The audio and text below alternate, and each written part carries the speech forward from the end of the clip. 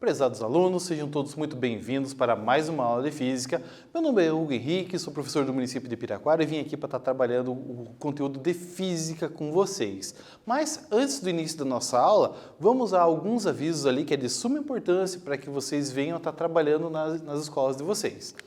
Então assim, aos estudantes que estão assistindo às aulas pela televisão, entreguem as suas atividades na escola, como também podem resolvê-las pelo Classroom. Pessoal, é de suma importância que você venha estar trabalhando com as suas atividades e notificando a escola ao qual você está matriculado. Isso é de ampla importância para que consigam estar acompanhando seu processo educacional, ok? Então, sem mais delongas, vamos para a nossa aula. Então assim, o que a gente vai estar trabalhando aqui vai ser retomados ali entre fontes de luz, fonte primária dos objetos, fonte também secundária, e dentro desse conceito vamos trabalhar com algumas caracterizações ali. Relembrando o que vimos em aulas anteriores, temos 3 caracterizações onde conseguimos vincular a objetos ditos como secundários ou iluminados. Me acompanhem na tela. Temos aqui então o objeto dito como transparente, temos o objeto dito como translúcido e também temos o objeto dito como opaco. O que isso quer dizer? Agora, com a segunda imagem que temos aqui como referência, o que vamos pegar como referência aqui, como base? Um objeto transparente, o feixe luminoso passa pelo interior desse correspondente sem que você tenha maiores interferências. É o caso, por exemplo, de você estar olhando um vidro liso. Você não precisa estar com a janela necessariamente aberta para você ter um pleno domínio do que você está vendo do lado de fora ou do lado oposto ao ambiente onde você se encontra.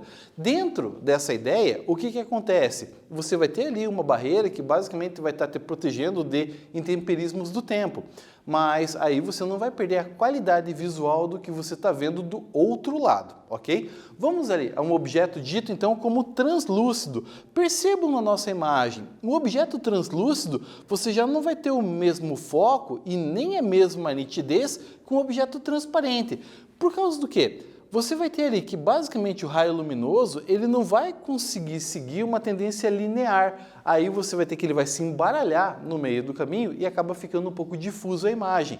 Nessa ideia ou nesse contexto, você consegue ter uma noção do que tem do outro lado, entretanto você já não tem toda aquela qualidade necessária para fazer uma observação ideal. Nesse contexto, o que vocês conseguem estar visualizando, por exemplo, era a ideia de quando vocês faziam as atividades de geografia, de história, onde vocês precisavam fazer um mapa, então você colocava a folha de seda ou papel vegetal sobre o livro e conseguia fazer o contorno para tirar o mapa com exatidão. Mas se você afastasse a cerca de 3 ou 4 dedos ou 1 palmo de distância, você já não conseguia estar vendo com tanta exatidão esse componente. A mesma ideia temos ali o vidro canelado, o vidro martelado, geralmente vidro de box de banheiro, aonde você não consegue ver maiores detalhes do que está do outro lado. Você consegue ter uma noção, mas não ver com uma maior clareza, ok? Vamos ali então ao nosso último objeto, que é o objeto opaco. O objeto opaco, por sua vez, ele não permite a passagem da luminosidade.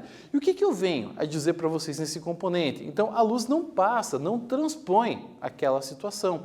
Aí temos, por exemplo, uma porta de madeira, uma porta de metal, uma casa de alvenaria, onde você até consegue perceber o som que tem do outro lado, mas você não consegue visualizar o que está ocorrendo, ok? Então, com isso, a gente consegue retomar um pouquinho o que vimos em aulas anteriores, ok? Vamos à nossa próxima tela? Então, temos ali o nosso quiz. E olha o que ele diz ali, ó. A sonda espacial Kepler é utilizada para realizar as observações de estrelas distantes à procura de exoplanetas. Com o trânsito desses objetos pela variação do fluxo de luminosidade, é possível fazer uma leitura precisa. Essa situação descrita acima só é possível porque os objetos procurados são, vamos às opções, são objetos iluminados e são objetos luminosos. Então, um tempinho para vocês pensarem nessa resposta.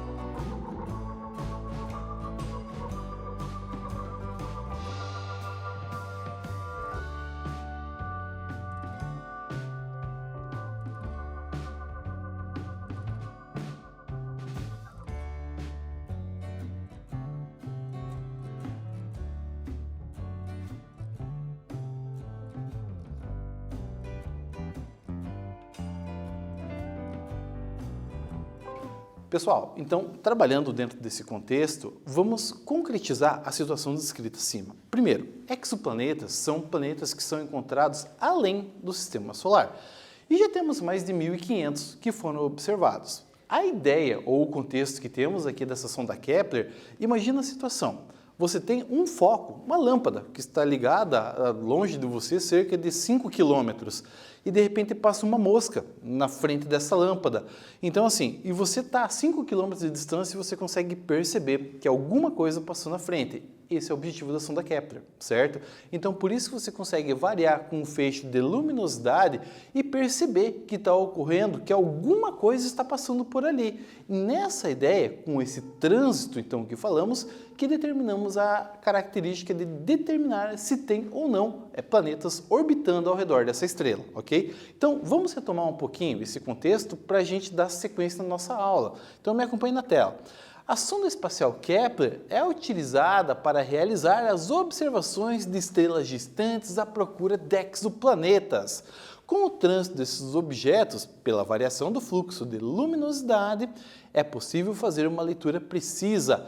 Essa situação descrita acima só é possível porque os objetos procurados são luminosos. A referência que temos dentro desse contexto acaba sendo em virtude das estrelas. Apesar de você ter o planeta que ele acaba sendo opaco, que acaba passando pela frente, você consegue perceber pela variação do fluxo luminoso da estrela, ao qual você consegue observar e saber que tem alguma coisa diferente que está passando assim, ali na frente. E aí você consegue determinar então o trânsito de um planeta e determinar se existe um planeta, estimar sua massa, tamanho, dependendo do contexto até a atmosfera, o que tem ali, certo? Então, vamos ali à nossa próxima tela? Avançando aqui, ó, mais um quiz. O William Herschel, em 1781, descobriu com seu telescópio o planeta Urano. Ele abordou a existência de anéis, que foi observada em 1977 por James Elliott, Edward Dunham e Douglas Mink, ao Urano eclipsar uma estrela distante, aonde a mesma piscou 5 vezes antes de eclipsar e também ao sair do eclipse. Os anéis foram observados em 1986 pela Voyager 2, uma sonda espacial. Isso pode ser observado porque os anéis são considerados objetos, vamos às opções, transparentes, translúcidos e opacos. Então, um tempinho para vocês pensarem nessa resposta.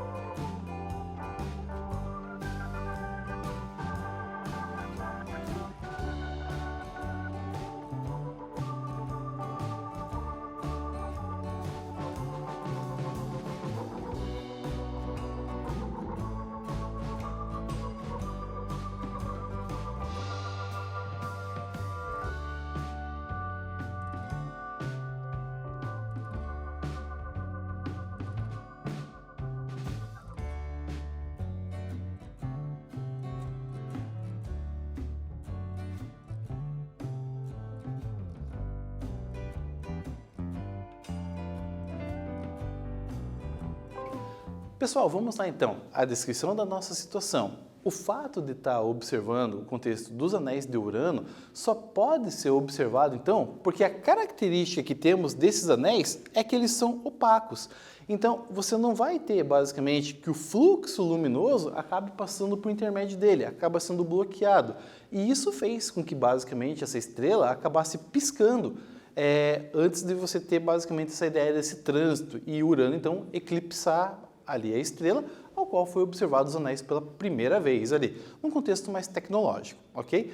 Avançando então para a nossa próxima tela, e aí eu venho falar para vocês um pouco sobre o contexto de eclipses. E aí vem uma emoção particular minha, porque eu sou astrônomo, então assim, eu consigo ter um amplo domínio dessa parte e gosto de trabalhar muito dentro desse contexto. Mas vamos ali então ao que interessa. Me acompanhe na tela ali. Olha o que temos ali.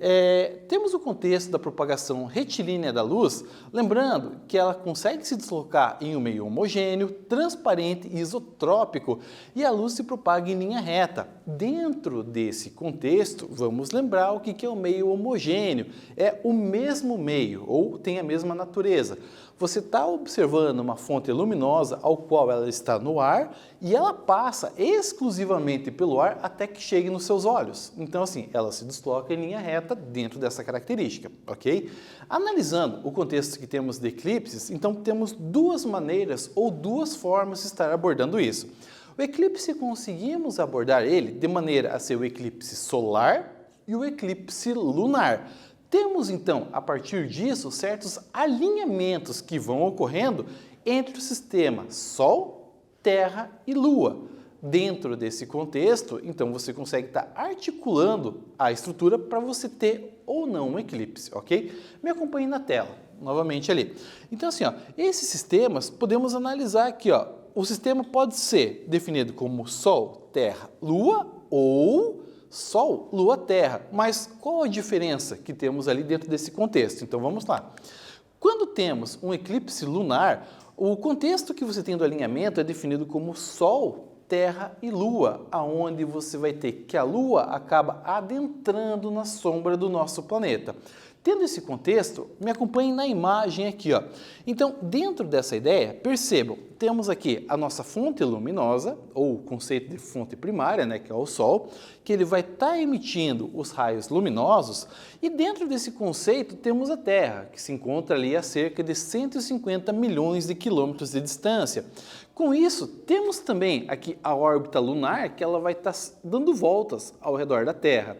Não ocorre sempre o conceito de eclipses, porque você tem o plano, basicamente, que podemos definir ali entre o Sol e a Terra, e a Lua não está necessariamente nesse plano, ela está a cerca de 6 graus de diferença. Então, nessa rotação, em alguns momentos, acontece de ficar de maneira alinhada, mas não é sempre que isso venha a ocorrer, certo? Então, por isso que não é tão contínuo a ideia de eclipses para a gente estar trabalhando. Então, o que temos aqui? Ó? Me acompanhe aqui na tela novamente. Temos aqui então, ó, esse cone que acaba sendo projetado aqui dessa sombra, aonde temos ali que a parte onde a Lua está adentrando na sombra da Terra chamamos de penumbra. E nesse contexto, onde a Lua fica nessa parte de baixo ou nessa parte acima, então temos ali que o eclipse acaba sendo parcial, certo? Agora, quando ela adentra na sombra, ao qual chamamos de umbra, então temos o eclipse total, ok? Então esse é o contexto que temos ali. Então vamos avançar mais um pouquinho para a gente entender como que funciona essa ideia ou essa tendência. Então essa imagem aqui mostra com bastante exatidão o que está ocorrendo dentro desse contexto do eclipse. Então você consegue estar vinculando com exatidão o sistema Sol, Terra e Lua. Ocorre esse alinhamento e esse alinhamento dá origem ao eclipse. Mas aí vocês podem me perguntar, mas qualquer pessoa no planeta poderia estar vendo esse eclipse? Depende de onde você está, o momento que você está. Vamos pegar aqui, ó, imaginando que aqui, ó, nessa esfera temos aqui, ó, que representa a Terra. À esquerda está o Ocidente e à direita está o Oriente. Nessa parte aqui percebam que seria a noite. Então quem está nessa região consegue estar vendo o eclipse. Agora quem está desse lado aqui à esquerda percebam que está de dia e essa pessoa não vai conseguir observar, certo? Então assim, você tem que tomar muito cuidado quando vai fazer uma abordagem, falar que o eclipse ele pode ser visto em todo o planeta, então tome um pouco de cuidado com esse tipo de referência, ok? Então, vamos avançar até a nossa próxima tela. E temos aqui um conceito onde você consegue estar observando quando a Lua está adentrando na sombra da Terra. Então, você tem um conceito amplo do eclipse, você consegue ver com bastante exatidão ali a sombra da Terra avançando. Se você já teve o privilégio de ver um eclipse, é fascinante você verificar isso. Se não teve, de vez em quando acaba ocorrendo aqui no Brasil, é importante que você veja, tenha esse acesso. São dados astronômicos que é importante que você tenha observação. Então assim, temos ali que nessa ideia, quando você tem o eclipse total, vamos definir que ele tem que estar na umbra. O eclipse parcial, ele estará então na penumbra, ok? Então um pouquinho de detalhe, atenção nisso. Eu quis trazer também essa ideia desse GIF para vocês verem ali como que funciona a ideia de um eclipse. Então aí você tem o conceito da Lua estar adentrando basicamente ali na sombra da Terra e aos pouquinhos ela vai estar saindo. Lógico, aqui você tem um fator de aceleração da imagem que isso acontece em torno de 2h30, 3 horas. E aqui a gente está vendo isso em poucos segundos. Mas dá para ter uma noção do contexto para a gente estar trabalhando dentro dessa estrutura, ok? Então vamos avançar mais um pouco aqui. E agora temos o conceito do eclipse solar. O eclipse solar também ocorre um alinhamento, porém, esse alinhamento é entre o Sol, a Lua e a Terra. E a sombra da Lua será projetada então no nosso planeta. Percebam, a sombra da Lua comparada com a sombra da Terra é muito menor. Ou seja, a faixa de observação de um eclipse solar é bem mais reduzida comparado com o eclipse lunar, certo? Então, me acompanhe na tela aqui. Quando temos esse alinhamento Sol, Lua, Terra, percebam que temos ali faixas onde vai ocorrer o eclipse parcial, na região ao qual definimos ali como penumbra, certo? O eclipse total que temos ali, por sua vez, ocorre na umbra. Percebam, você tem toda uma faixa aqui, seja do Oceano Atlântico e seja da África, que consegue perceber o eclipse parcial. Entretanto, se você for analisar o eclipse total, olha como essa faixa é extremamente pequena. Então temos isso como referência também para fazer essa abordagem ali. Mais uma vez, depende sempre então do alinhamento para você estar trabalhando entre esses 3 objetos astronômicos. No caso em questão, Sol, Lua e Terra, ok? Então vamos à nossa próxima tela. Analisando o eclipse solar, podemos perceber ali essa ideia que a Lua está avançando na frente do Sol e podemos perceber que é um eclipse parcial que está ocorrendo, certo? Agora, quando a gente tem essa ideia, por exemplo, da Lua estar completamente à frente do Sol, temos ali então o eclipse solar. Só que percebam, esse eclipse é um dos tipos de eclipse solar que tem, que é chamado de anelar. Por quê? Porque o Sol, se você for perceber aqui, parece um anel ao redor da Lua. Mas por que isso acontece? Acontece porque a Lua tem os movimentos ao redor da Terra e quando ela está próxima, chama de perigeu. E aí você tem superluas, por exemplo, ao qual vocês acabam vendo na televisão. E quando ela está afastada, você tem o apogeu. Então ela está o mais afastado possível da Terra. Quando acontece esse tipo de alinhamento, é quando a Lua está o mais afastado possível do nosso planeta. Por isso que ela não consegue cobrir com exatidão o Sol. Aí você tem essa característica de ficar esse anel ao redor. Então por isso temos o eclipse anelar, ok? Vamos avançar para a nossa próxima tela. Aí temos todo o esplendor basicamente de um eclipse solar total, onde você consegue estar observando.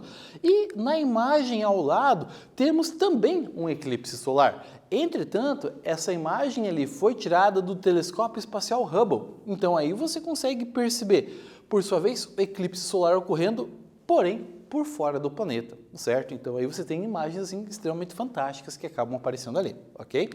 Então assim, vamos ao nosso quiz aqui para a gente conseguir compreender um pouco melhor o contexto.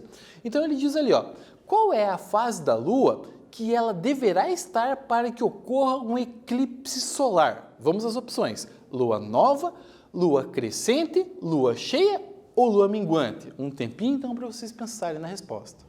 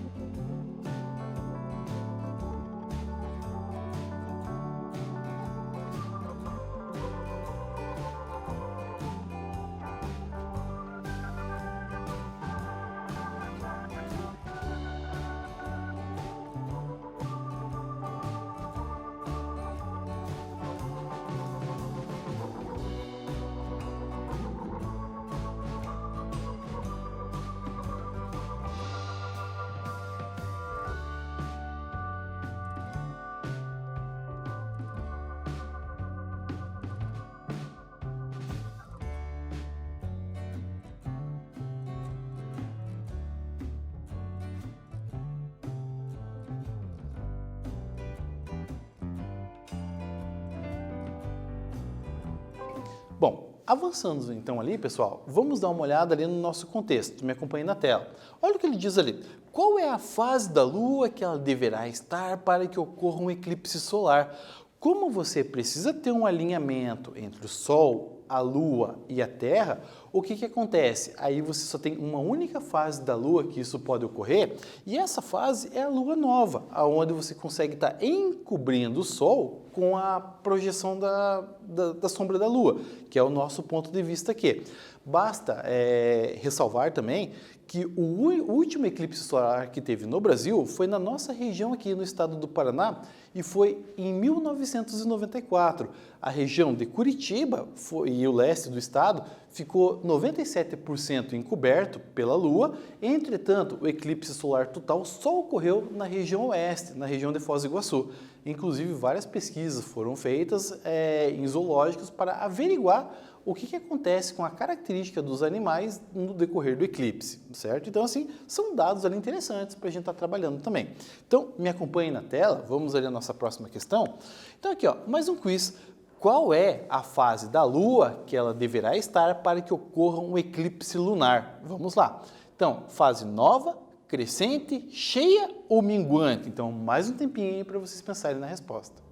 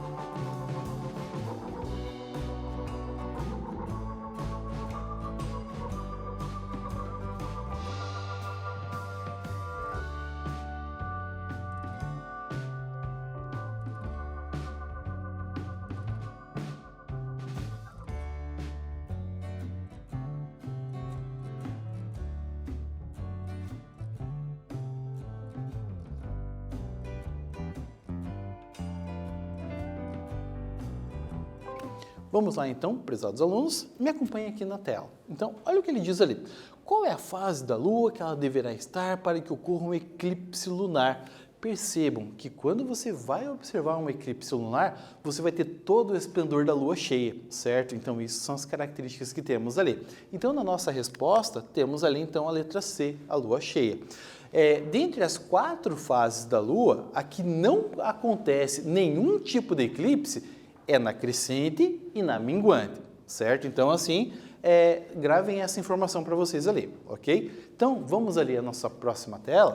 Então, olha o que ele nos diz ali, ó. O primeiro exercício, ele diz ali, ó, com relação aos eclipses solares e lunares, analise as afirmativas e marque V para as verdadeiras e F para as falsas. A primeira diz ali, ó, o eclipse solar ocorre quando o Sol fica entre a Terra e a Lua. A segunda opção, só existem eclipses lunares parciais. A terceira, no eclipse lunar, a Terra fica entre o Sol e a Lua. Quarta opção ali, ó, durante o eclipse solar não se pode olhar diretamente para o Sol, pois isso pode ocasionar problemas de visão. Então, um tempinho para vocês verificarem essas possibilidades de resposta.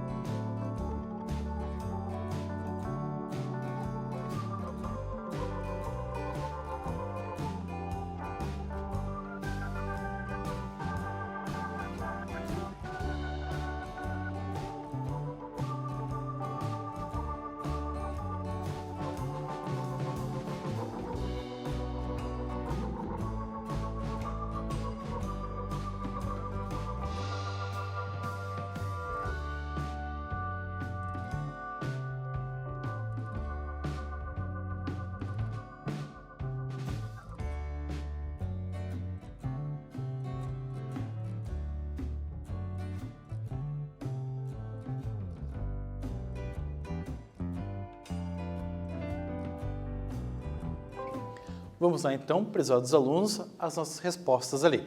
Primeira delas, olha o que diz ali. O eclipse solar ocorre quando o Sol fica entre a Terra e a Lua. Pessoal, aqui é muito inviável essa possibilidade porque a distância entre a Terra e o Sol é de 150 milhões de quilômetros. A distância entre a Terra e a Lua, cerca de 386 mil quilômetros. Dá uma distância muito grande, certo? Então, inviável essa possibilidade, ela está errada. Ali, na segunda, só existem eclipses lunares parciais. Gente, o que acontece? A gente vai ter que essa opção aí que é falsa. Então, você também tem eclipse solar total, ao qual eu trouxe aqui na imagem para vocês agora há pouco, certo? Vamos ali à terceira. No eclipse lunar, a Terra fica entre o Sol e a Lua. Gente, então assim, ó, perfeito essa opção. É exatamente esse contexto, alinhamento Sol, Terra, Lua, ok? Vamos ali na nossa quarta opção. Então aqui, ó, durante o eclipse solar, não se pode olhar diretamente para o Sol, pois isso pode ocasionar problemas de visão. Gente, é de suma importância você ter uma proteção ocular, porque isso pode causar danos, às vezes até irreversíveis, certo? Além do próprio mal-estar. Então, temos aqui as opções definidas como falso, falso, verdadeiro, verdadeiro. Temos aqui, então, a letra B, que acentua essa nossa resposta, ok? Vamos ali, então, a nosso segundo exercício. Ele fala ali, ó, admita que o Sol subitamente morresse, ou seja, sua luz deixasse de ser emitida. Passadas 24 horas, um eventual sobrevivente, olhando para o céu sem nuvens, veria, vamos às opções, letra A, a Lua e as estrelas, letra B, somente a Lua, letra C, somente as estrelas, letra D, uma completa escuridão e letra E, somente os planetas do Sistema Solar. Mais um tempinho para vocês pensarem na resposta.